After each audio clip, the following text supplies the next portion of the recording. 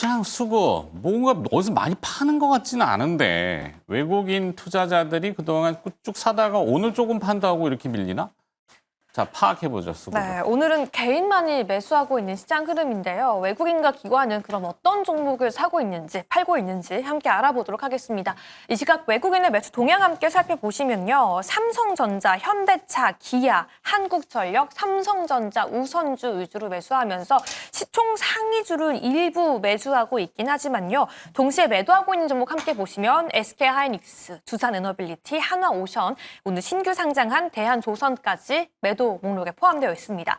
기관의 매수 동향도 함께 살펴보시면요. 삼성바이오로직스, LS일렉트릭, LG에너지솔루션, HVM, 또 오늘 신규 상장한 대한조선 포함되어 있는데요. 기관 투자자 같은 경우에는 삼성전자와 SK하이닉스를 동반 매도하고 있는 모습 확인되고 있습니다. 오늘 같은 경우에는 LS일렉트릭에 한번 집중해 보면서 매수 전략 함께 세워보고 싶은데요. 정부에서도 한국형 차세대 전력망에 대한 구축 방안을 모색하겠다라고 밝혔는데요. 물론 이 종목이 오늘 소폭 하락하고 있긴 하지만 앞으로 추가 상승에 대한 기대감이 남아있을지 함께 알아보도록 하겠습니다. 네. 자, 수급을 풀어주실 분은 오로라 투자자문의 이슬이 팀장 나와 있습니다. 어서 오세요. 네, 안녕하세요. 네. 자, 오늘은 뭐 수급. 일단 외국인들 입장에서는 삼성전자 계속 사긴 사요. 네, 맞습니다. 네, 주가는 오늘 뭐 1.7% 하락하지만 KB금융도 사요.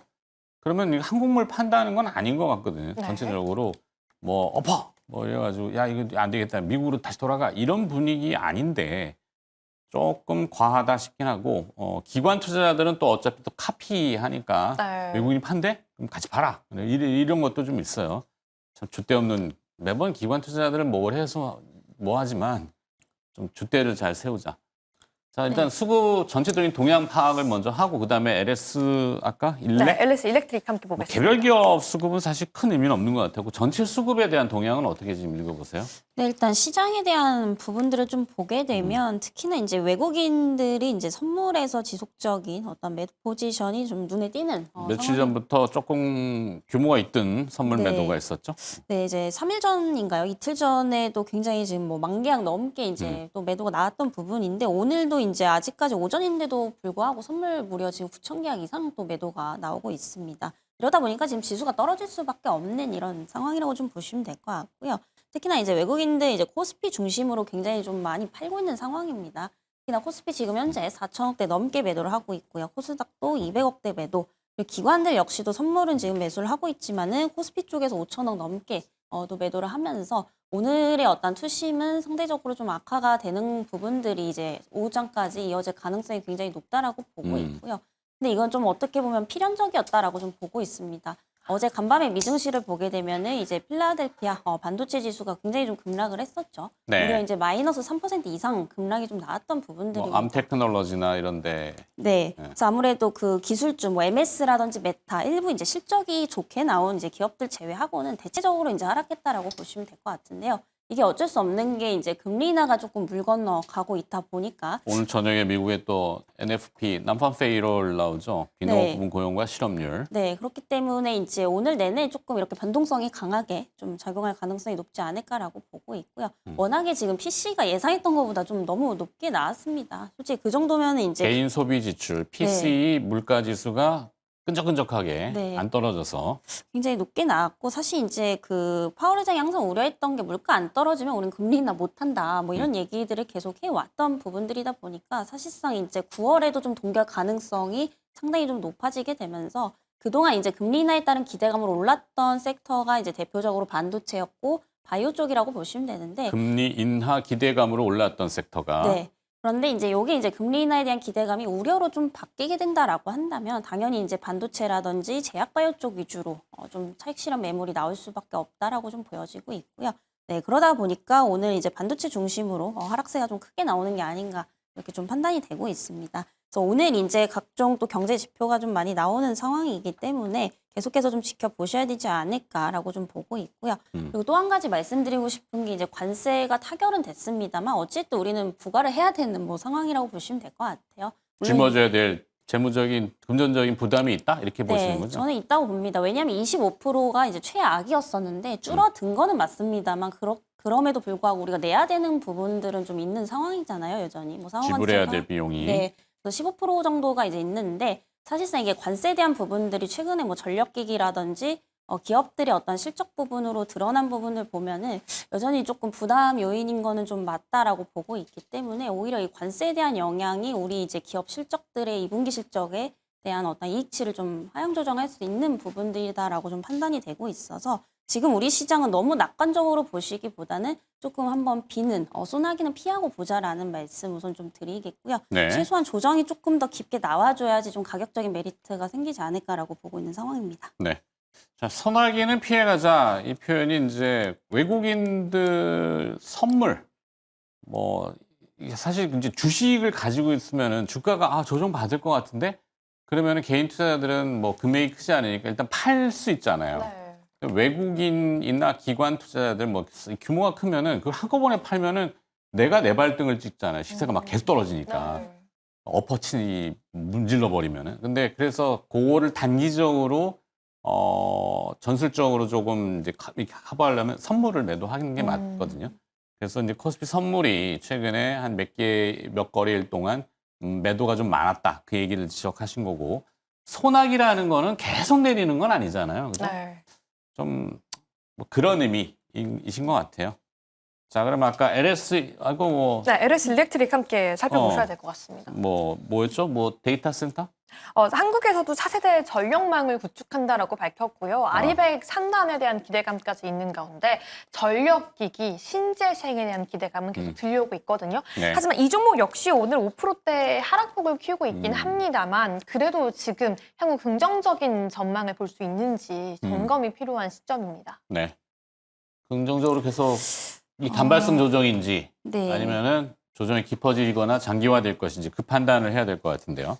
사실 상승 여력은 아직까지는 좀 남아 있다라고 좀 보여지고는 있지만 최근 들어서 이제 전력기기의 흐름이 좀 반도체랑 좀 같이 가는 이런 흐름들을 좀 보여지고 있죠. 아무래도 이제 AI 데이터 센터? 네, 아무래도 이제 초고압 변압기에 대한 수요 이런 부분들이 이제 실적 개선으로 좀 이루어지고 있는 상황이라고 보시면 될 것 같은데요. 가끔 이제 그 데이터 센터랑 엮이면서 테마격으로 또 이제 상승이 나오기도 합니다만, 사실 이제 그 전력기 같은 경우에 어느 정도 조금 고평가된 점이 없잖아 좀 있기 때문에 조정이 정말 이제 좀 크게 나와주는 게 아니다라고 한다면 다소 이제 가격적인 메리트는 조금 떨어지는 구간이라고 좀 판단이 되고 있고요. 앞서서 조금 말씀을 드렸는데 최근에 이제 전력기기 3사, 뭐 LS 일렉트릭이라든지 HD 현대일렉트릭의 어떤 상반기 실적을 보게 되면은 수주가 굉장히 좀 많이 늘어났음에도 불구하고 오히려 수익성은 약간은 조금 시장 기대치에 못 미쳤었거든요. 이게 바로 이제 관세에 대한 어떤 영향 때문이었다라고 좀 판단이 되고 있기 때문에 너무 이제 실적에 대한 기대치를 높이기보다는 이제는 조금 이제 관망을 하셔야 될 때가 아닌가라고 좀 판단이 됩니다.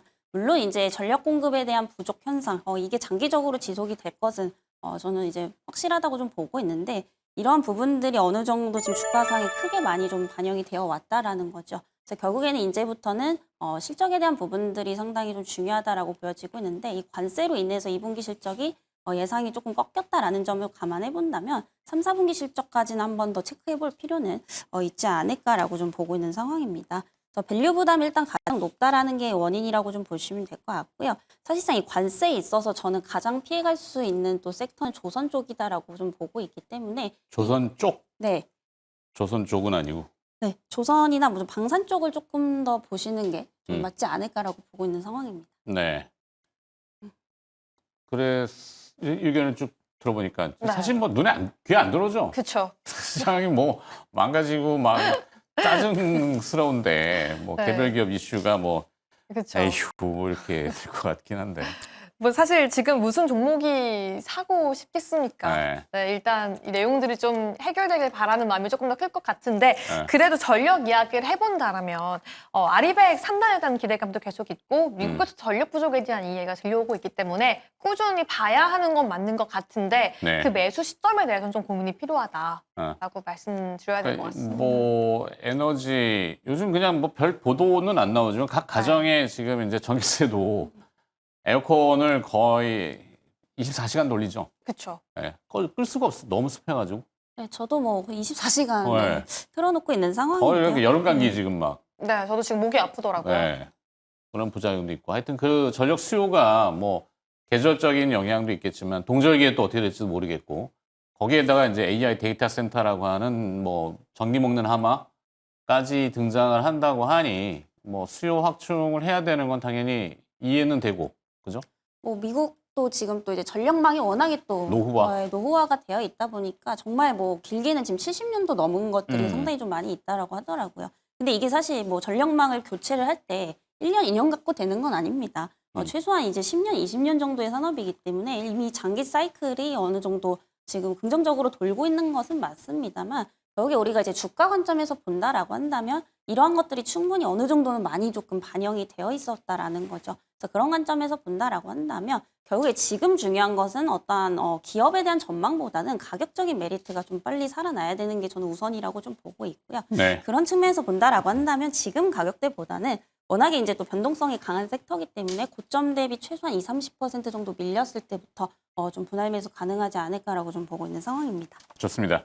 자, 두 번째 기업으로 또 수급 특징주 뭡니까? 네. 오늘 두 번째 수급 특징주는 대한조선 함께 체크해 보겠습니다. 지금 80%대 상승하고 있는데요. 오늘 신규 상장주입니다.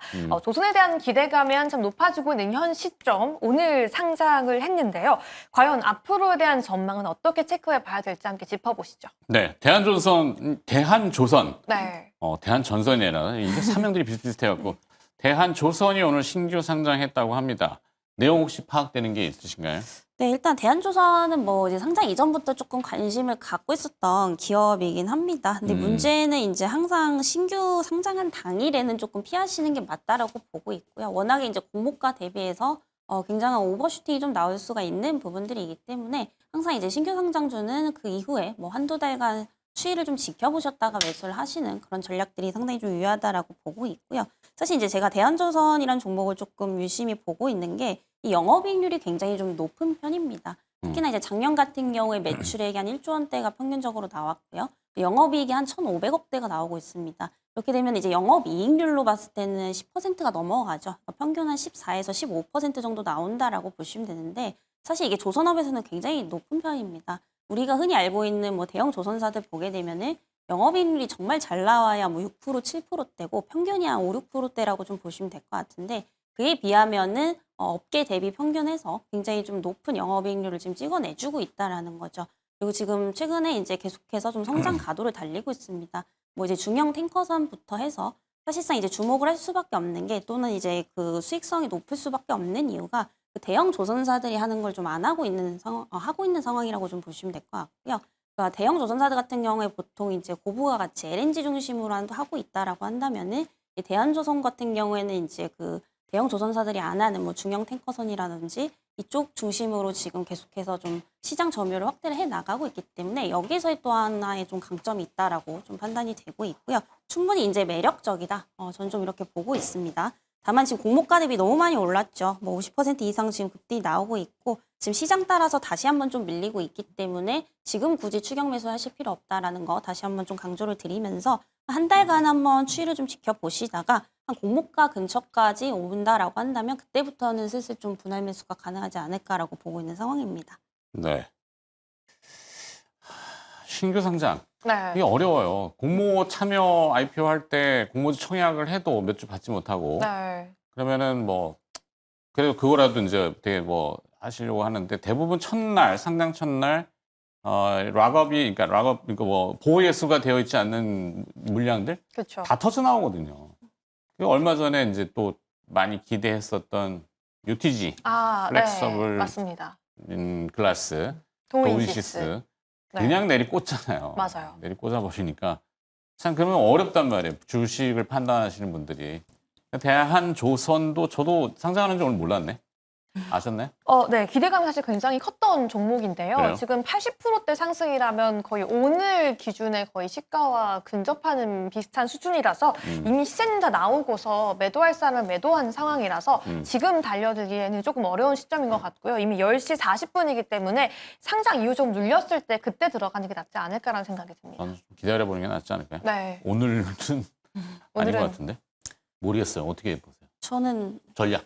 원래 제가 이제 그 항상 말씀드리는 게 신규 상장주는 그 당일에는 절대 좀 안 하시는 게 좋다라고 우선 말씀을 드립니다. 뭐 장초에 운 좋게 들어가서 어느 정도 수익이 나서 팔았으면 다행인데 이걸 이제 팔지 못하고 가게 되면은 만약에 공모가까지 내려간다라고 한다면 뭐 마이너스 7, 80% 되는 게 일도 아닌 그런 상황이 되기 때문에 조금 신규 상장 당일에는 어떤 변동성을 좀 피하기 위해서라도 조금 자제를 하시는 게 맞다라고 보여지고 있고요. 네. 앞서서 뭐 앵커님께서도 말씀 주셨지만 추이를 조금 지켜봐야 될 것 같습니다. 어느 정도 이제 공모가까지 내려와야지 그래도 좀 어느 정도 저평가되어 있냐 이 부분을 논할 수 있다라고 좀 보고 있기 때문에 현재 가격보다는 조금 더 추이를 지켜보자라는 말씀 좀 드리겠습니다. 네.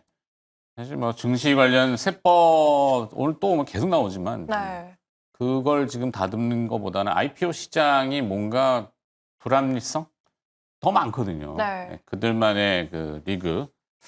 야, 이게 문제 많은 시장입니다. IPO는. 하여튼 그런 거나 좀 들여다보지. 엉뚱한 걸 지금 건드려 놔가지고 맞습니다. 시장이 약간 조금 어렵네요. 마음이 굉장히 어렵네요. 네. 수급 분석 들어봤고요. 자, 오늘 또 이슬이, 아까 저기를 잘못 말씀드려가지고 이코노미 리서치의 이슬이 대표. 네. 그죠? 네. 그 자막 이렇게 다시 한번 정정해 주시고요. 네. 소속을 잘못 말씀드려서 이슬이 대표와 김유정 아나운서 같이 수고해 주셨습니다. 고맙습니다. 감사합니다.